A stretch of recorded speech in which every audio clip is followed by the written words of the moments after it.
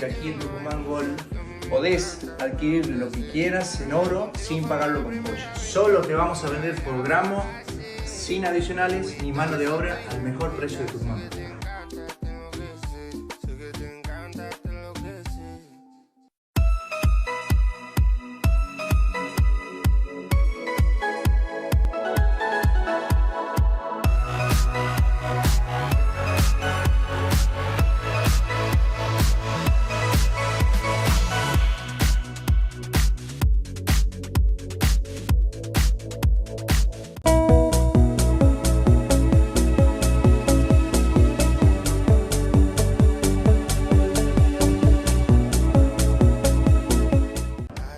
Queremos comentar que aquí en Tucumán Gold podés adquirir lo que quieras en oro sin pagarlo con pollo. Solo te vamos a vender por gramo, sin adicionales ni mano de obra, al mejor precio de Tucumán.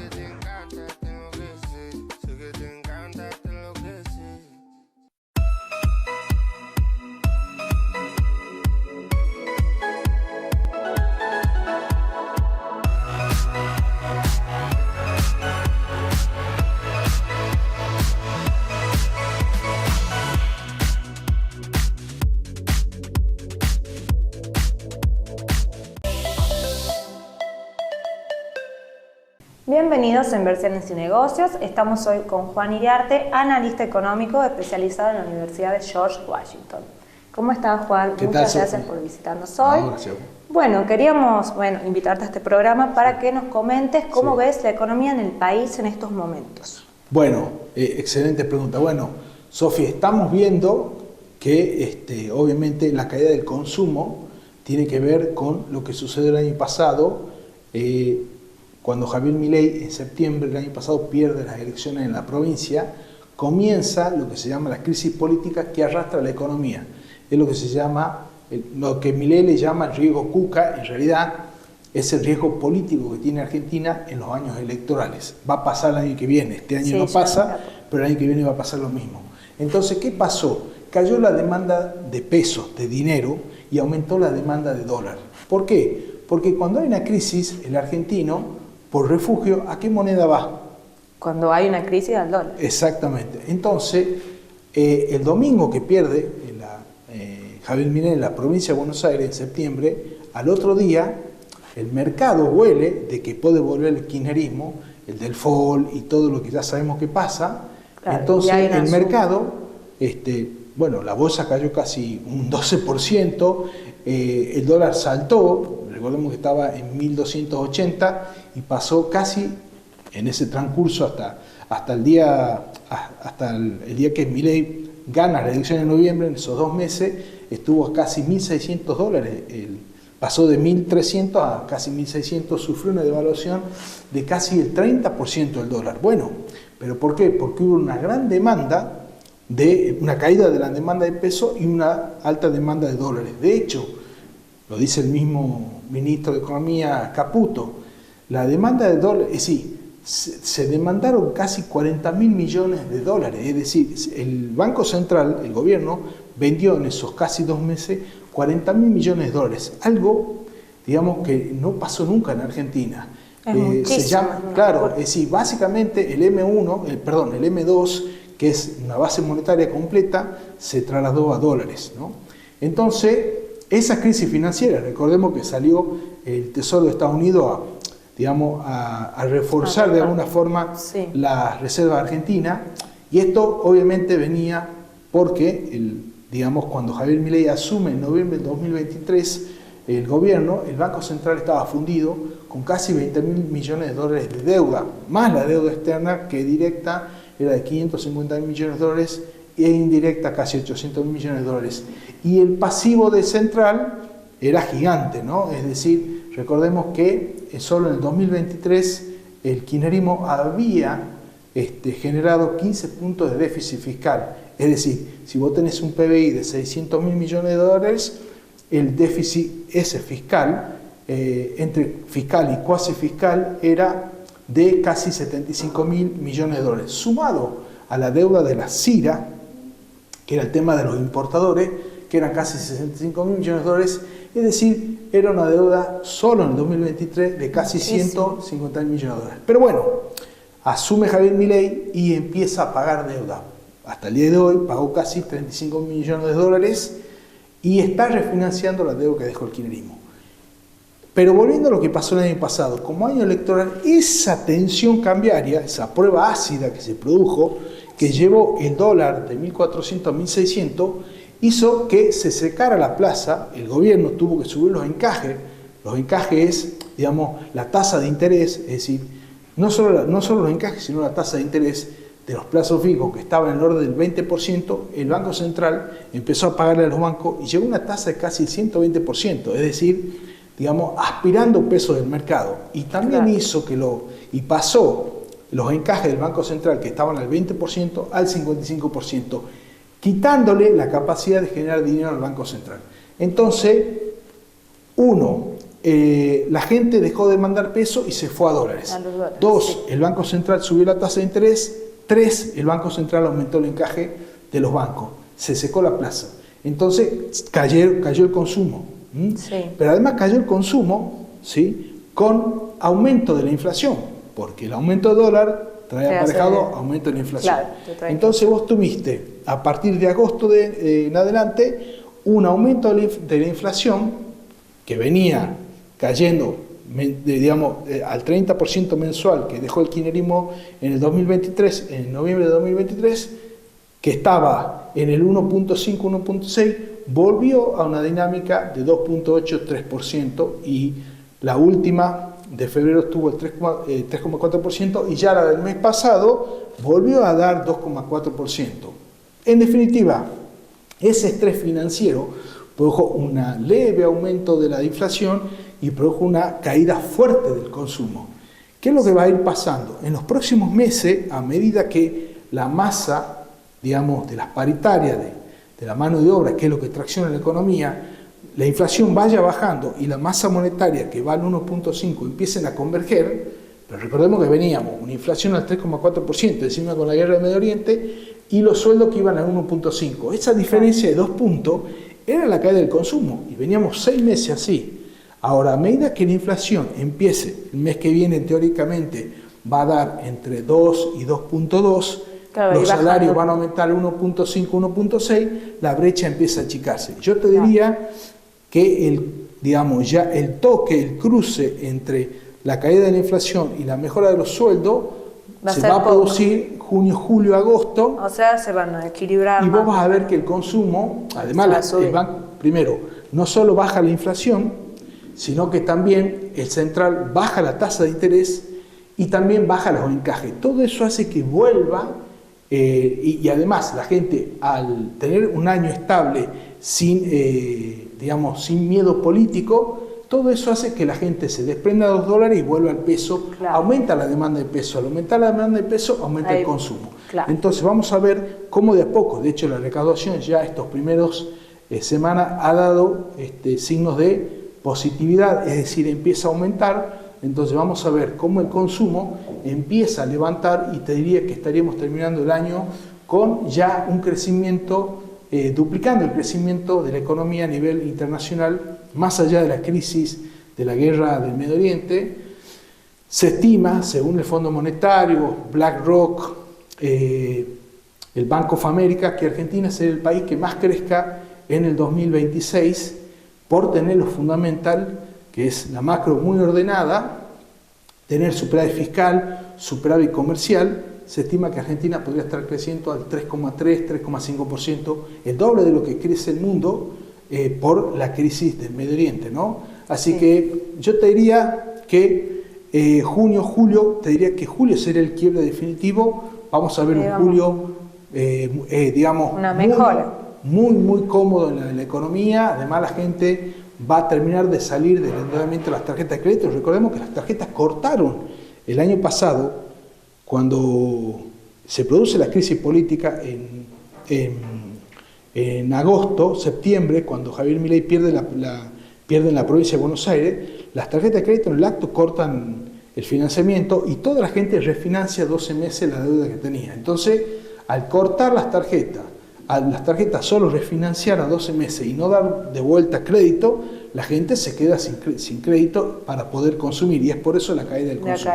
Entonces van a pasar dos factores, no solo lo que decíamos a nivel macro de la microeconomía, sino además las tarjetas de créditos, la gente ya va a terminar de cancelar agosto de este año, julio-agosto de este año, la deuda del año pasado, y van a empezar va a retornar el crédito, van a poder consumir.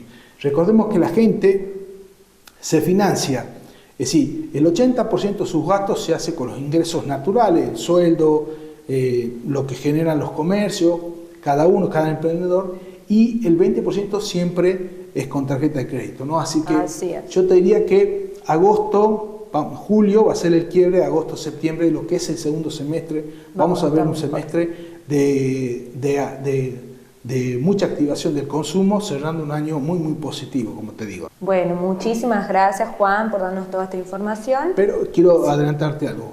Hay que explicar a la gente que lo que pasó el año pasado era porque era un año electoral. Siempre los años electorales generan volatilidad política.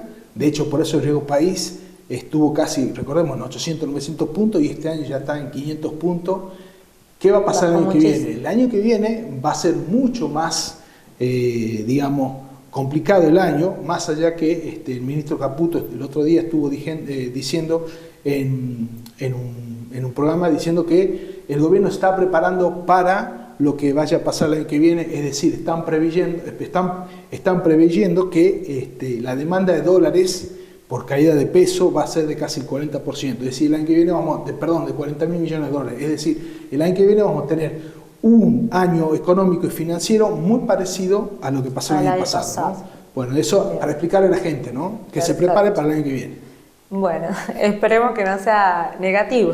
No, bueno, va a ser un año de estrés financiero porque es un año político y además donde se define si Javier Milei reelige o no. Es decir, no es que si reelige o no, es decir, si vuelve el kirchnerismo o no. Eso es lo que se va a definir, por eso va a ser un año, para mí, mucho más complicado que lo que fue el año pasado.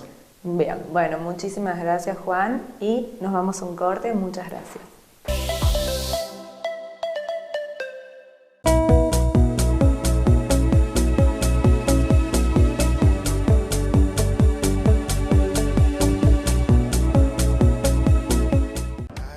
Queremos comentar que aquí en Tucumán Gold podés adquirir lo que quieras en oro sin pagarlo con pollo. Solo te vamos a vender por gramo, sin adicionales ni mano de obra, al mejor precio de Tucumán.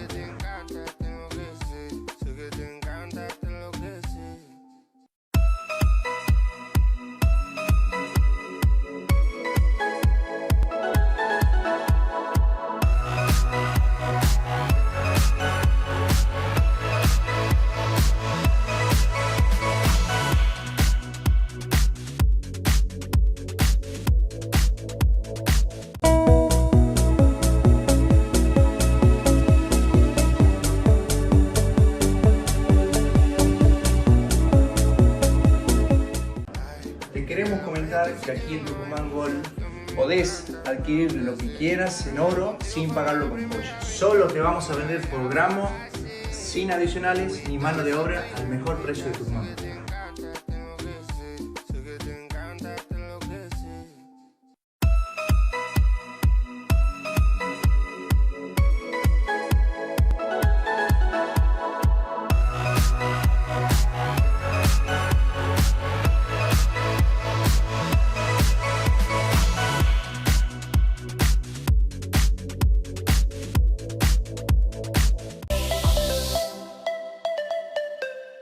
Bienvenidos a Inversiones y Negocios. Bueno, hoy vamos a hablar qué es lo que está pasando con la guerra en Medio Oriente y las consecuencias que trae esto en el real enfrentamiento entre Estados Unidos y China. Recordemos que la guerra en Medio Oriente es parte de la Guerra Fría que se maneja entre Estados Unidos y China, porque en la Guerra Fría nunca los países chocan de frente, sino empiezan a chocar los proxy, que son los países, digamos, alineados de alguna forma. Hemos visto cómo China está preparándose para tomar la isla que está frente a China, que es la que tiene todos los componentes de los chips, donde se fabrica la mayor cantidad de chips. Bueno, hemos visto cómo Estados Unidos, Donald Trump con su comitiva visitaron a Xi Jinping en China para tratar de dialogar y a ver si China podría poner de alguna forma paño frío para lograr un acuerdo y una reapertura de lo que es el estrecho de Hormuz y poder de alguna forma controlar a Irán, que es su proxy o bien es la marioneta de China. En esa reunión, donde Donald Trump fue de alguna forma de buena voluntad, como país libre, como un país, como líder de la libertad a nivel mundial, recordemos que China es una dictadura donde somete a sus 1.400 millones de habitantes, que son todos esclavos. Recordemos que China, para sostener el gasto interno, si bien le paga a la mano de obra barata, que es por qué China ha crecido desde el punto de vista de la manufactura en la cadena de valor, recordemos que está pagando entre 7 y 8 dólares por día, casi 35, 40 dólares, de los cuales de los 600 millones de trabajadores, 200 son niños esclavos que cobran menos de 10 dólares al mes. ¿Qué es lo que hace China? Vamos a entrar un poquito, le voy a explicar qué es lo que hace China para sostener el consumo interno. Le paga 40, 50, 60 dólares al mes, pero controla la cantidad de basura que saca cada individuo en China. Es decir, si vos ganás 60 dólares al mes, un ejemplo, o 150 dólares al mes, tenés que sacar tanta cantidad de basura por día y en el mes, y eso significa que estás gastando el 100% de tu sueldo, entonces eso significa que sostiene la economía y no tenés capacidad de ahorro y vas a depender siempre de China. Bueno, un poco para que tomen dimensión lo que es China, es decir, sos esclavo hasta del consumo, te obligan a consumir, algo que no pasa en el mundo libre, no pasa en Europa, no pasa en Latinoamérica, salvo pasaba en Venezuela y en Cuba, donde, bueno, ya sabemos cómo es el tema del comunismo, y no pasa, por supuesto, Estados Unidos, Canadá, Australia, el resto del mundo libre. Bueno, en la reunión entre Xi Jinping y Donald Trump, terminó siendo una reunión donde Xi Jinping, con su forma aplomada, recordemos que es un psicópata, que ha matado a muchísima gente dentro de su partido para poder ascender. ¿Qué es lo que pasa en China? Recordemos que China no es una democracia, es una dictadura manejada por el Partido Comunista, que son 100 millones de integrantes y el resto son esclavos de ese sistema.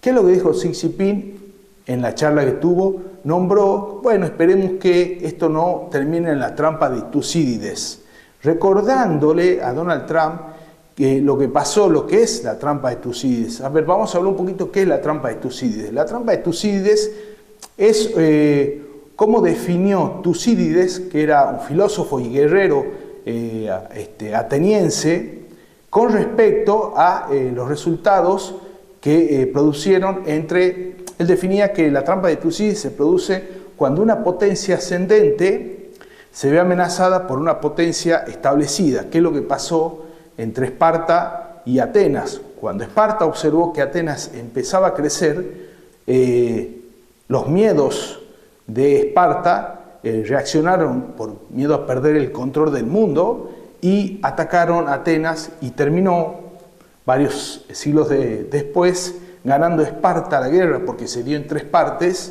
pero fue una victoria pírrica donde la sangre de ambas partes terminó de alguna forma derramándose sin sentido, ¿no? Pero terminó ganando Esparta, que era la potencia dominante. En lo personal creo que Xi Jinping se equivoca porque no es el mismo enfoque.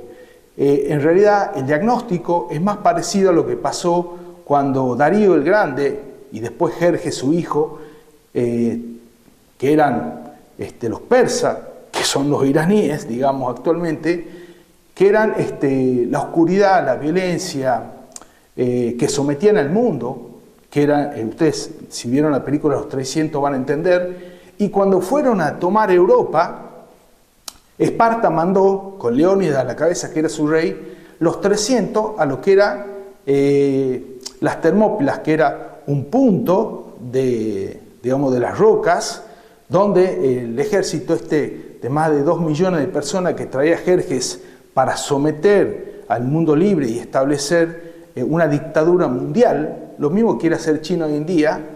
Leónidas y sus 300 resistieron y se calcula que fue 7-1, es decir, 7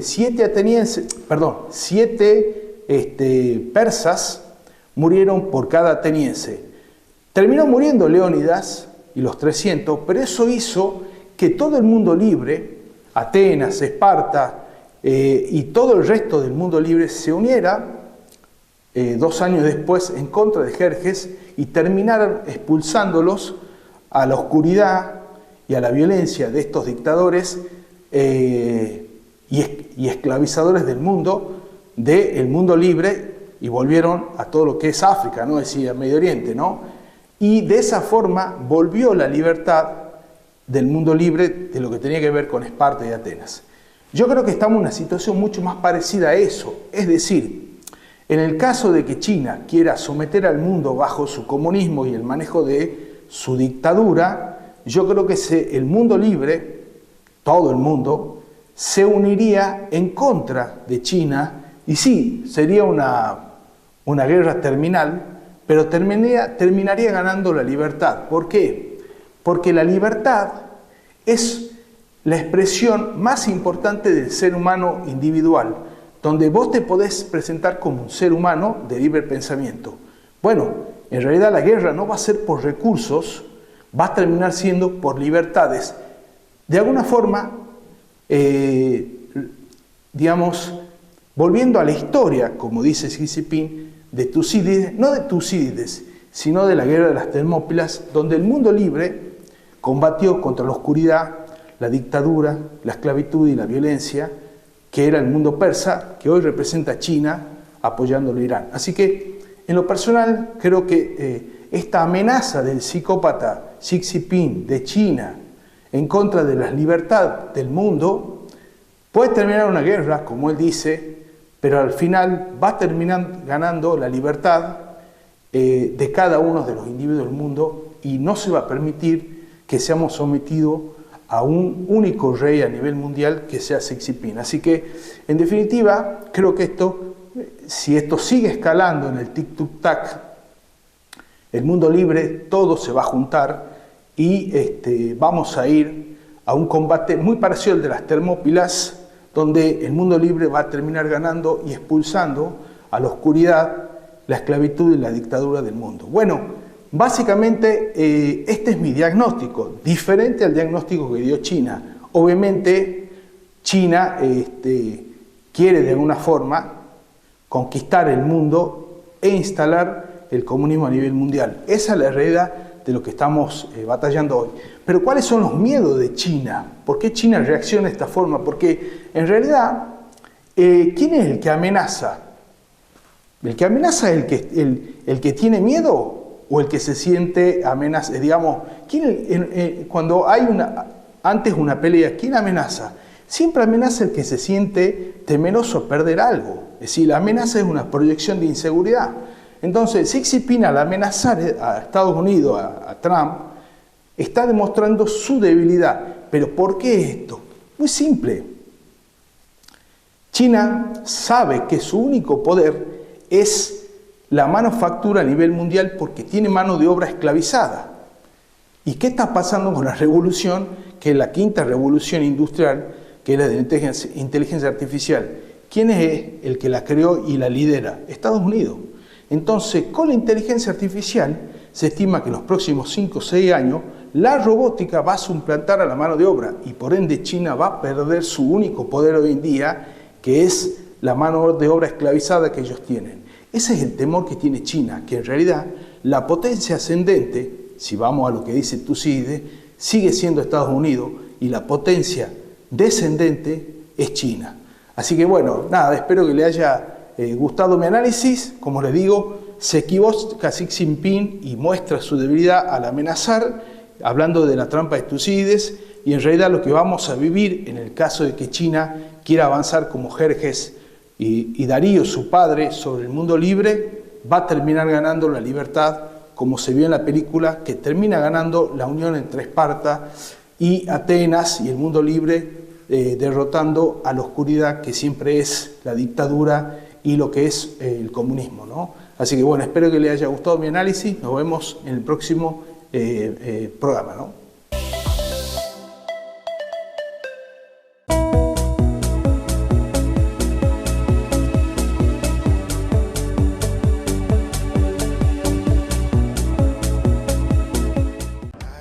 Queremos comentar que aquí en Tucumán Gold podés adquirir lo que quieras en oro sin pagarlo con pollo. Solo te vamos a vender por gramo, sin adicionales ni mano de obra, al mejor precio de Tucumán.